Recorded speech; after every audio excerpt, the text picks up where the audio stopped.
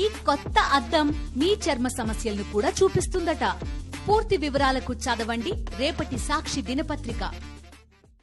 విజయవాడ సింగ్ నగర్ కు ఒక్కసారిగా వరద పోటెత్తడంతో ముంపు ప్రాంతాల ప్రజల జనజీవనం అస్తవ్యస్తమైంది. రక్షించాలని ఆర్తనాదాలు చేసినా కూడా పట్టించుకునేవారు లేరని వరద బాధితులు ఆగ్రహానికి లోనవుతున్నారు. వరద ప్రాంతాల్లో తప్ప మిగిలిన ప్రదేశాల్లో బోట్లు తిరుగుతున్నాయని ఆరోపిస్తున్నారు బాధితులు. చిన్నారులు, గర్భిణులు, దివ్యాంగులు, పెద్దలు తీవ్ర అవస్థ పడుతున్నారు. రక్షించండి సార్ అని వేడుకుంటున్న దృశ్యాలు హృదయాన్ని కలచివేస్తున్నాయి. పూర్తి వివరాలు అందిస్తారు మా కరెస్పాండెంట్ రవీంద్ర. సంఖ్యలో ఎవరికై వాళ్ళు తరలి వస్తున్నారు చూస్తున్నాం. ఒక చిన్న పిల్లలను కూడా తీసుకొని వస్తున్నారు. ఎక్కడి నుంచి వస్తున్నారు? నందమూరి నగర్ సార్, నందమూరి నగర్ నుంచి భారత్ మాతా మందిరం పక్కన అన్ని పాములు అవన్నీ వచ్చి అన్నిటినీ తప్పించుకొని వచ్చాను సార్. ఇక్కడ దాకా చాలా కష్టంగా ఉంది. కరెంట్ లేదు, ఏమీ లేవు, నీళ్లు లేవు, ఆహారం లేదు, చాలా ఇబ్బందిగా ఉంది. అనేక చోట్ల వీరంతా కూడా చిన్న బోట్లు ఏదో ఒకటి తెప్ప రూపంలో కూడా తయారు చేసుకొని వస్తున్నటువంటి పరిస్థితి. ఏంటమ్మా ఇది? ఎట్లా తయారు చేసుకొని వస్తున్నారు? అక్కడి నుంచి వస్తున్నారు? అవునండి. ఆహారం లేదు. ఫస్ట్ బోట్లు వచ్చినా పట్టించుకోవట్లేదు.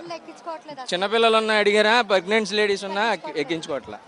ఎవరు పట్టించుకోవట్లేదు, రెస్పాండ్ అవ్వట్లేదండి.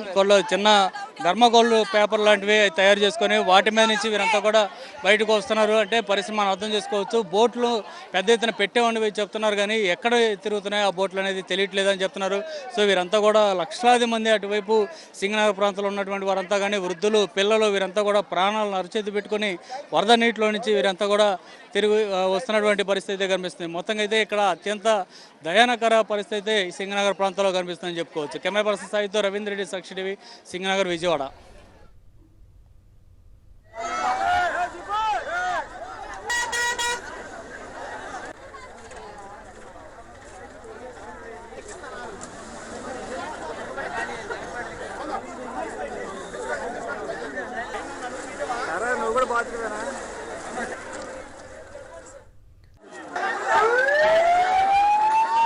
బోట్లు తెచ్చారు.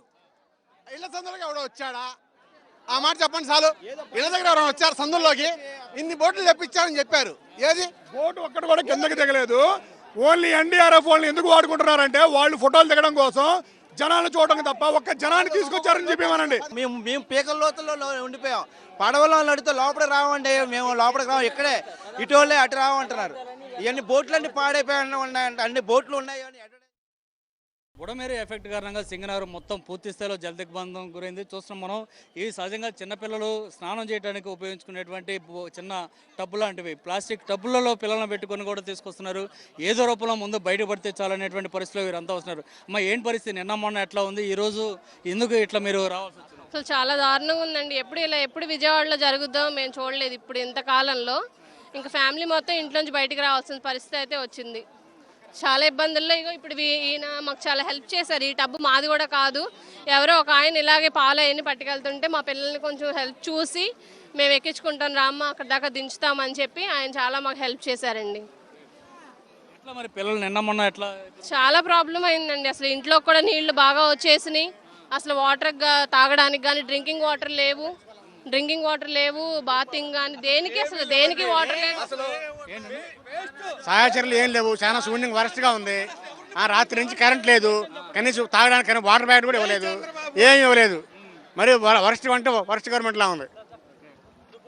సో ఇది పరిస్థితి. వీరంతా కూడా తీవ్ర ఆందోళన చెందుతున్నారు. చూస్తున్నాం పిల్లల్ని చిన్న వాటర్ టబ్బు, ప్లాస్టిక్ టబ్బు, పిల్లలు సరదాగా స్నానం చేయడానికి వాడుకునేటువంటి టబ్బు ఇప్పుడు వారి ప్రాణాలను రక్షించడానికి ఉపయోగపడిందని చెప్పుకోవచ్చు. ఈ స్థాయిలో ఏది దొరికితే అది దాంట్లో పెట్టుకొని ముందు ప్రాణాలతో బయటపడే విధంగా వారు చేసినటువంటి ప్రయత్నాలు ఎవరికోరు ప్రభుత్వం వైపు నుంచి ఎలాంటి సహాయ చర్యలు లేకపోవడంతో ఈ పరిస్థితి తలెత్తిందనేది వారు చెప్తున్నమాట. కెమెరా పర్సన్ సాయితో రవీంద్ర రెడ్డి, సాక్షి టీవీ, విజయవాడ.